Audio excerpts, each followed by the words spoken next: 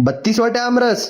विश्वास बसत नाहीये ना, पण आमच्या हिला आमरस आवडतो म्हटल्यावरती मी काहीही करू शकतो. आज आम्ही आलोय बोरिवलीच्या आई श्री खोडियार काठियावाडी ढाब्यामध्ये. डेटवर आलोय म्हटल्यावरती मॅडमचा हात हातात घेऊन अशी रोमॅन्टिक एंट्री घेतली की स्वतः शाहरुख खान सुद्धा बघत राहिला असता.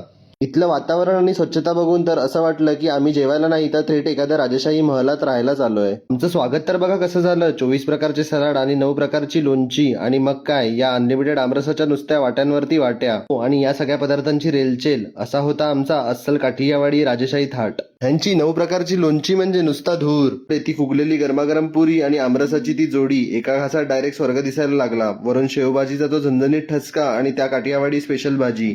कसम देवाची असं वाटलं बोरिवलीत नाही थेट इंद्राच्या दरबारातच जेवायला बसलोय. हो, गरमागरम डाळ खिचडी आणि मऊ गुलाबजामुनला विसरून कसं चालेल.